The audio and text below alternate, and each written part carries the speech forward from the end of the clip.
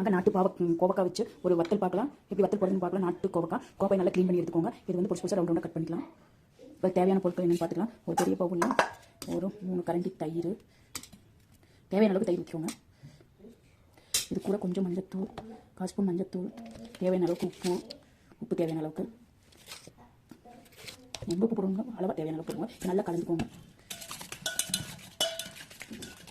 இது கெட்டியாகவே இருக்குது தயிர்.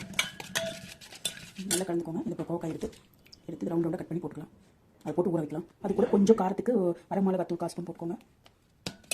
நல்லா மிக்ஸ் பண்ணிக்கோங்க. கோவக்காய் வருங்க சின்னதாக ரவுண்ட் ரவுண்டாக அரிஞ்சாச்சு நாட்டு கோவக்காய். இப்போ இதை அரிஞ்சதை எடுத்து பெரிய பாத்திரத்தில் மாற்றிக்கலாம். அரிஞ்சதை பெரிய பாத்திரத்தில் மாற்றியாச்சு. இப்போ வந்து தயிர், உப்பு, மஞ்சத்தூள், மிளகாத்தூள் போட்டு வச்சிருக்கிறத அப்படியே இதில் எடுத்து ஊற்றிக்கோங்க.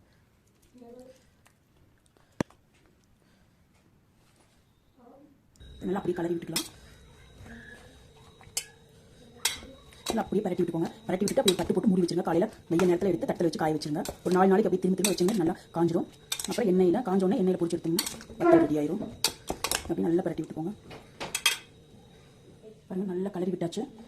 தயிர் எல்லா பக்கம் படுற மாதிரி நல்லா கலக்கி விட்டாச்சு. பாருங்கள் கரெக்டாக இருக்குது. இப்போ தட்டு போட்டு மூடி வச்சுருங்க. ஒரு நைட் இருக்கட்டும். அப்புறம் காலையில் வெய்ய நேரத்தில் எடுத்து ஒரு நல்ல பேப்பர்லேயோ இல்லைன்னா ஒரு தட்டிலேயே கொட்டி காய வச்சுக்கோங்க. ஒரு 3 டேஸே நல்லா வெயில் வச்சுன்னா 2 நாளைக்கு காஞ்சிடும். தட்டு போட்டு முடிச்சாலும் நாட்டு கோவக்காய் வத்தல்.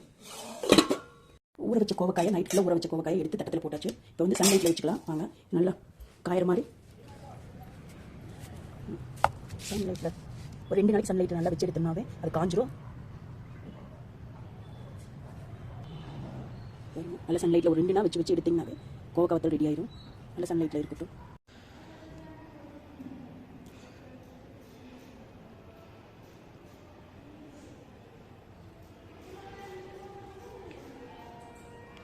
இங்கே வாங்க கோவக்காய் வத்தல், நாட்டு கோவக்காய் வத்தல் நம்ம வந்து வத்தலாக போட்டோம். இது பாருங்க நல்லா 5 நாள் இது பாருங்க 4-5 தட்டு வச்சு இந்த ஒரு தட்டு தான் வந்துருக்குது. எவ்வளோ காய் போட்டு இவ்வளோ காய் இது மாதிரி முறுமுறுன்னு காயணும். காஞ்சு அதுக்கப்புறம் நீங்கள் ஒரு பாக்ஸில் நல்லா போட்டு மூடி வச்சிட்டிங்கன்னா இந்த முறுமுறுப்பு அப்படியே இருக்குது. பாருங்க இது நல்லா முறுமுறுன்னு இருக்கும்போது எடுத்து நீங்கள் ஸ்டோர் பண்ணணும். இது போட்டு சவுண்டு வரணும். இதுதான் பதம். இப்போ எண்ணெய் ஊற்றி இது பொரிச்சிக்கலாம். இது பொரிச்சோன்னா தயிர் சாதத்துக்கு, ரச சாதம், சாம்பார் சாதம் எல்லாத்துக்குமே வத்த குழம்புக்கு எல்லாத்துக்குமே நல்லா இருக்குது. அதே மாதிரி நீங்கள் வத்த குழம்பு வைக்கும்போது இந்த பாவக்காய் நாட்டு கோவக்காய் வந்து இது நாட்டு கோவக்காய் வந்து நீங்கள் வத்த குழம்புக்கு இது பொரிச்சு வத்த குழம்பு வைக்கலாம். இது கிட்டே இருக்கு பாருங்கள். நல்லா காஞ்சிச்சு. இது வந்து நம்ம ஸ்டோர் பண்ணி வச்சுக்கலாம். பக்கத்தில் காமிக்கணும். நாட்டு கோவக்காய் காஞ்சிச்சு வத்தல் 5 நாள் காய்ச்சி காஞ்சி ஒரு சவுண்ட் வர மாதிரி இப்போ பொரிச்சு எடுத்துக்கலாம். அவ்வளோ ஹெல்த்தி. நீங்களும் ஈஸியாக செய்யலாம். செஞ்சு பார்த்துட்டு பொரிச்சுக்கலாம். நல்லா காய்ட்டு எண்ணெய் காய்ட்டும். எண்ணெய் ஊற்றி வச்சுக்கலாம். காய்ட்டும். இது நல்லா வெயில் வச்சுல ஒரு 2 நாள் நல்லா ஒரு காஞ்சிடும். இது காய்க்கு நான் 5 நாள் இருந்துச்சு. எண்ணெய் காய்ச்சி கொஞ்சம் போட்டுக்கலாம். சிம்மில் வச்சு காய்ச்சிக்கோங்க. எண்ணெய் காய்ச்சி பொரி பண்ணி பெருசு எவ்வளோ பெருசாக வருவாங்க.